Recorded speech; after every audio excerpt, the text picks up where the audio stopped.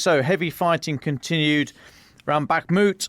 Ukraine is working hard to keep the resupply routes open. So we've said before there are two main roads into Bakhmut. So one basically heading sort of southwest-ish, and the other kind of north-northwest. They are the main resupply routes. Now, of course, cross-country movement is possible, but never as good as a tarmac surface.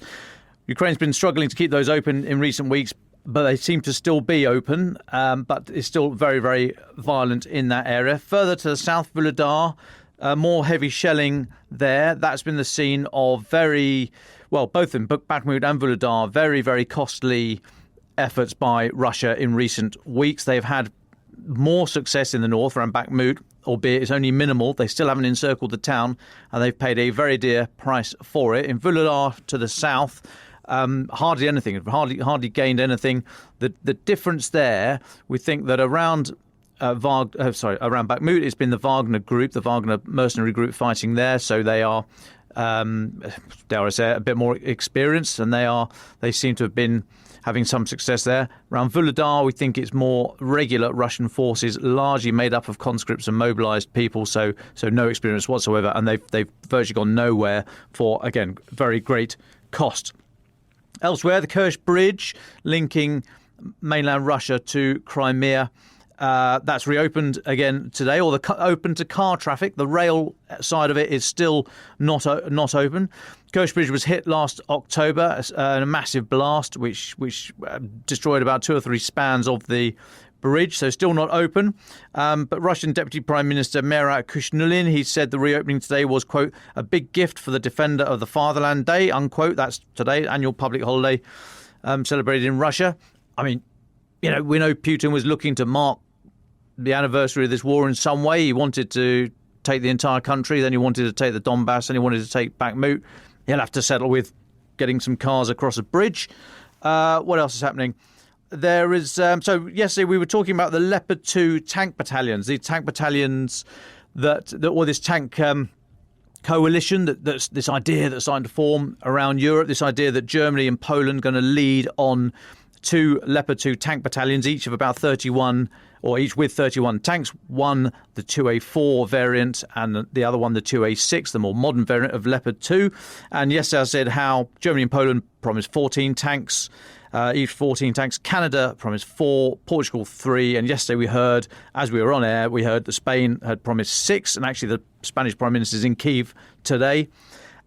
We were talking about it yesterday because Finland's Defence Minister Mika Savola, he was talking at the Munich Security Conference last weekend, and he was saying how Finland would be possibly able to support both battalions. And we know Finland has both variants, the 2A4 and the 2A6. So we were thinking, that's interesting. Are they going to do both or what? No, turns out he was just teasing all along. They are going to supply 3 Leopard 2 tank variants, but they are the mine clearance variants. And Mr. Savola said in a press conference this morning, he said, quote, these don't have a cannon, these have a machine gun, these are specifically for mine clearance, unquote. So, question for today, if it doesn't have a tank's main armament, is it a tank? I'll leave that one hanging because there'll be all sorts of controversy. The only other thing I will finish with, and only because I'm stupid and it amused me, is activists this morning have deposited hundreds of litres of paint on the road outside the Russian embassy here in London. So this campaign group called Led by Donkeys, about 300 litres of paint, a 500 square metre Ukrainian flag on the road. Police was trying to stop traffic. You had vehicles going through it, sort of spattering paint up the side. It was very, very naughty, and I in no way condone it whatsoever. But others, I'm looking at Francis only through the window, others of for whom this kind of comedy appeals might like to go on social media, and you can see all the pictures there. In fact, you can see it on our Telegraph feed right now, not that I'm advertising it. And I'll take a little pause there. Thanks very much for that, Dom. Francis, can I come to you? What's the latest diplomatic updates that you've been looking at? Well, thanks, David. Unsurprisingly, given the anniversary this week, it has been another eventful 24 hours in the geopolitical sphere. I'll cover the diplomatic updates later, but I want to start with Russia first off, just because of the significance of Putin's speech earlier in the week and things that have happened as a consequence of that. Evidently, in every sphere, political, cultural, military, Putin is upping the ante ahead of the anniversary. Starting with the military pronouncements we've seen in the last few hours, one of the brigadier generals, Gromov, has said that Russia is setting the goal of capturing all the territory it does not control in the two regions that make up the industrial Donbass area of eastern Ukraine by summer. Now, Dom was talking about the fiercest fighting remaining around Bakhmut, and he commented on that, this Brigadier General, in a military briefing on the eve, of course, of the anniversary on Friday. He said the enemy, having an advantage in the resource of human mobilization, is deliberately intensifying hostilities in an effort to deplete the units of the armed forces of Ukraine. So you've got a restatement of their military ambitions. Then we have Putin saying that he will deploy the new intercontinental missile, dubbed rather charmingly Satan II, which of course we've spoken about in recent months. He said that that will be ready by the end of the year, although this comes off the back of some US reports saying that the weapon failed in a recent test. Now, Putin has claimed that this weapon is invincible, and he said in a statement that we pay special attention as before to strengthening the nuclear triad.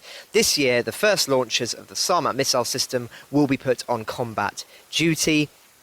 And he said that the priority is to make the Kremlin's enemies think twice. Now, I don't think there's anything particularly new about this, nothing particularly significant about it, further to what we've talked about in the past. But it just does underline this point which I'm trying to make, which is that Putin is trying to make the West and, of course, the domestic audiences at home think, well, this is not a war that is going to end anytime soon. This is a war where Russia still feels that it is strong, that it is confident, and even if that is not the case, it is putting forward a brave face for the world. Our correspondent Clive Myrie has been to Izium in the east of the country to follow the accounts of a Russian soldier and the diary of a Ukrainian woman who were experiencing the invasion at the same time. Throughout the conflict, Russian soldiers have been calling home and the Ukrainian military has been listening in. Ordinary Ukrainians have been keeping daily war diaries. Here's Clive's report. What you'll hear are the voices and words of both sides responding to the same events. On May the 2nd last year, Izium was under Russian control, but Ukrainian forces were hitting back with heavy artillery. One Russian conscript, on the phone to a friend, doesn't want to fight. We're ending up in Izium. They're sending us straight to the front line, a hellhole, just as cannon fodder. And to go there is mad. On the same day, Lubov Listuk writes a new entry in her diary. She's been chronicling her feelings about the war from the beginning. May 2nd, 2022. It is impossible to walk without tears. God, this is hell. The entire city is scarred, smoked walls, homes without roofs, without windows, piles of bricks, glass and debris. I don't know how people survive. That's so powerful. Reading that back now, almost a year on, how do you feel? Now when I read it, it's always painful. It's really tough. 2 months later, on July the 22nd, the fighting for Izium is intense. The Russian hold on the city is precarious, and one soldier calls home to his wife. How are things going? Yesterday this hit us pretty bad. And what about leave? If I go home, I'm not coming back. There were 40 men left in our unit, now only 20. And caught in the middle are civilians like Lubov. Down here. Yes. To escape the fighting, she was hiding in a damp and dark cellar. July 22nd, 2022. Apparently 2 people were killed. I am frightened again, just when I was thinking about leaving. Out of the darkness came light. On September the 6th, these Ukrainian troops entered the city.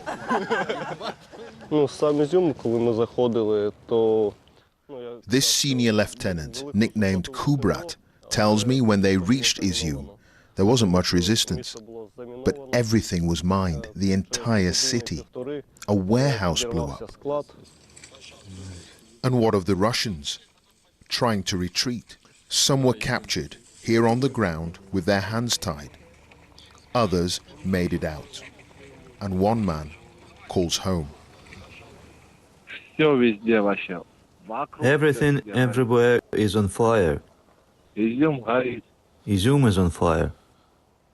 Writing down her thoughts was the only way Lubov could cope with the trauma of her city's occupation. And your final diary entry is for the day before the Russians leave. This has been the scariest year of my life. So little joy and laughter, so much fear, pain and tears. I hope I will write that we won this war long ago and we have peace. That report was by Clive Myrie. On the eve of the anniversary, the Ukrainian President Volodymyr Zelensky expressed confidence in his country's victory over invading Russian forces, as fears mounted of strikes. The war has seen Western leaders step up their support for Kyiv. Well, in New York, the United Nations General Assembly voted overwhelmingly to demand that Russia immediately and unconditionally withdraw its troops from Ukraine. The result was announced by the President of the Assembly. The result of the vote is as follows. In favour, 141. Against, 7. Abstentions, 32. Draft resolution A/ES11/L7 is adopted. Well, India and China were among the 32 members that abstained. I asked our UN correspondent Neda Tawfik whether the result was what had been expected. Absolutely, and I would also note that it is very much in line with the past voting records of the other General Assembly resolutions which condemned Russia for the invasion and their attempted annexation of Ukrainian territories. So really, this tells us that a year on, really the positions on the war haven't changed at all, really. And it really just underscores, again, the overwhelming nature of countries that remain concerned about this war, about the global effects of this war, and the fact that you have Russia, a permanent member of the Security Council, violating one of the most basic principles of international law.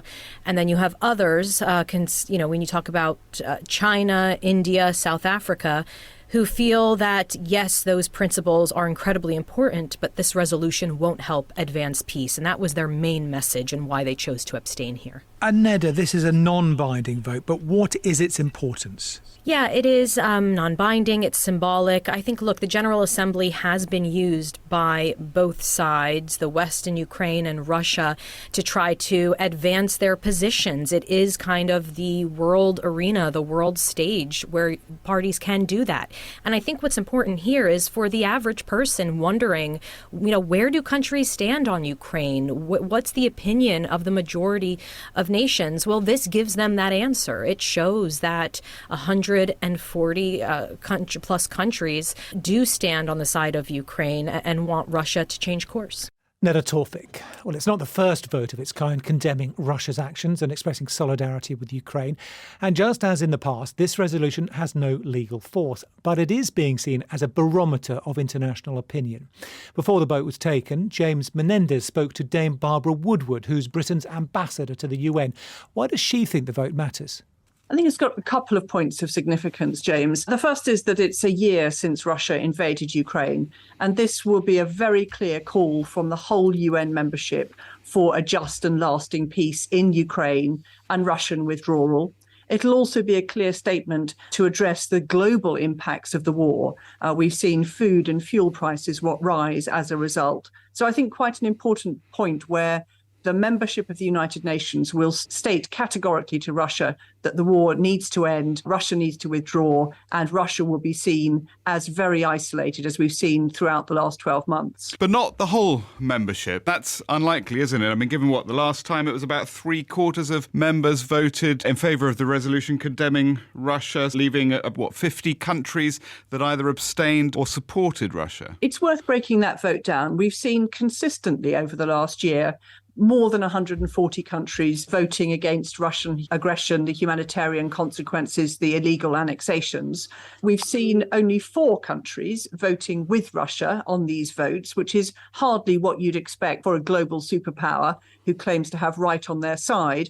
And then, as you say, quite a lot of abstentions in the middle, but I think it's worth bearing in mind a couple of things. The first is that Russia, a bit like it has in Ukraine, is a bully when it comes to UN votes. And so it intimidates countries and it makes very clear that an abstention counts as a vote against Russia. So that's a pretty brave thing for some countries where Russia is closely involved economically or militarily to do, even to put down an abstention. Do you think Russia cares?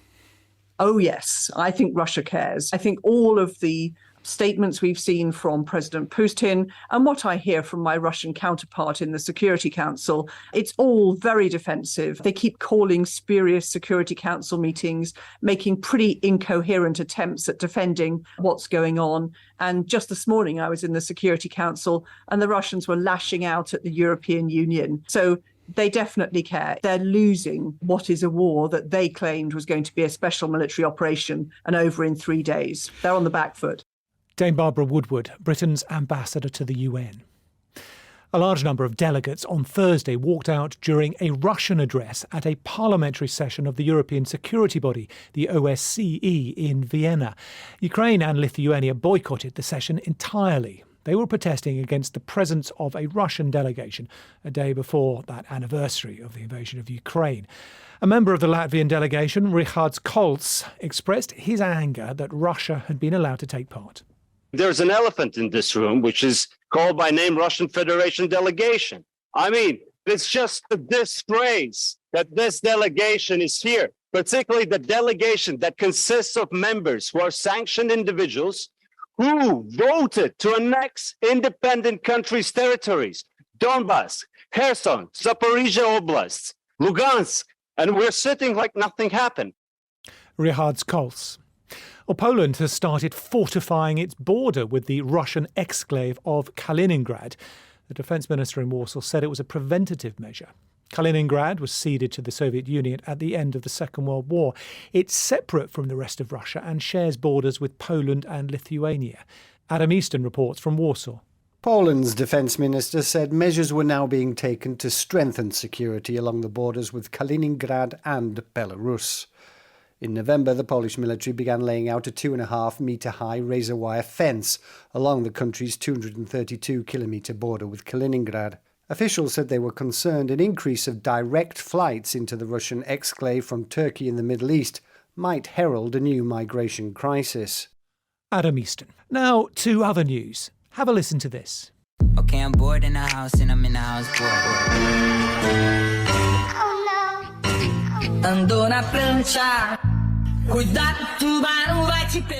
Do you recognise any of those sounds? Well, if you use TikTok, then you probably do. It's an app that's launched countless careers, made previously unknown songs into bestsellers and gave millions the opportunity to show off their dance moves. But its rise hasn't been smooth, with many governments concerned about the security of the app, which is owned by a Chinese company, ByteDance. Now the European Commission has ordered its staff to remove the app from their phones and corporate devices. I spoke to our technology reporter, Shona McCallum, and asked why has the European Commission done this now, as it's known about the security concerns regarding TikTok for a while. They've come out and said, look, we're implementing this measure, firstly, to protect data, and secondly, to increase cyber security. You know, the European Commission is the EU's executive arm, and it's issuing this to all 32,000 of its civil servants and told them that they must uninstall TikTok and remove the app no later by the 15th of March. You know, this is an app that has had several security concerns raised, not just in Europe, although the Dutch government said that they were concerned about it, but further across the world, really. We've seen India banning TikTok completely, and last year in the US, the Senate passed a bill to say that no federal employees, so any US government officials, shouldn't have TikTok on their devices. So there is this growing concern, I think, about what the Chinese government may be getting from the data that people feed into TikTok. So the concern being that they can glean sensitive information. What does TikTok say? Yeah, that's right, Nick. I mean, the concern is if you've got TikTok on your phone, or if I do, is it reading your emails? Is it looking at your photos? Is it, looking and accessing at your contacts? And ultimately,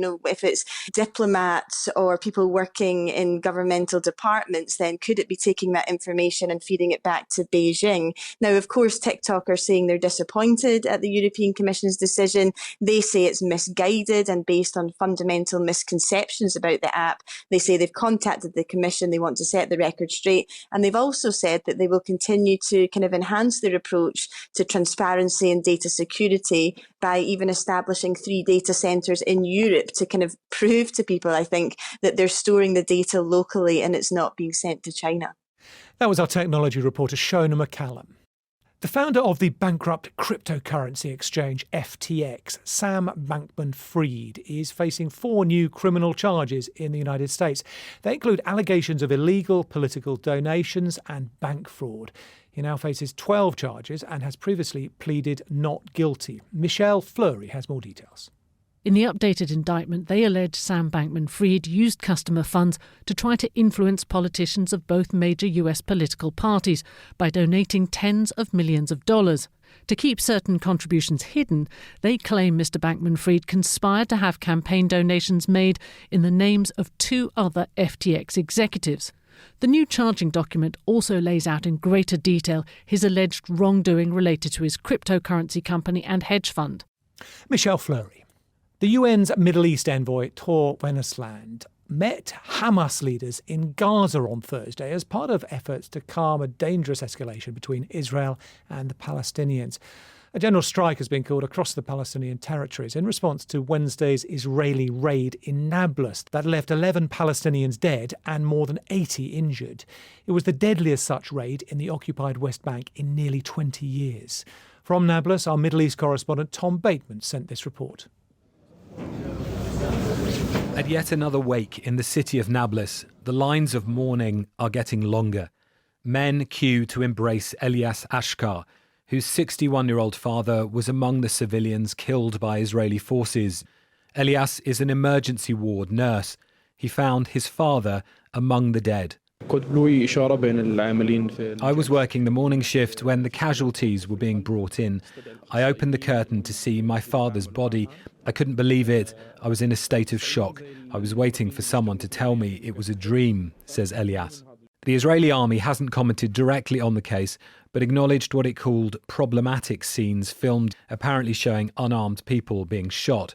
It said its own troops had come under fire from militants, but it was reviewing everything that took place. 11 Palestinians, including 6 militants, were killed in the raid, which Israel said targeted those involved in killing a soldier last year, who it said were planning further attacks. The raid was the deadliest in the occupied West Bank in 2 decades. It triggered Palestinian rocket fire into Israel from Gaza, with Israeli airstrikes in response. No casualties were reported on either side. The UN's Middle East envoy Tor Wennesland went to Gaza to call for calm, but the air is increasingly volatile, weeks before Muslim and Jewish religious holidays coincide, and many fear the worst. Tom Bateman in Nablus. Still to come.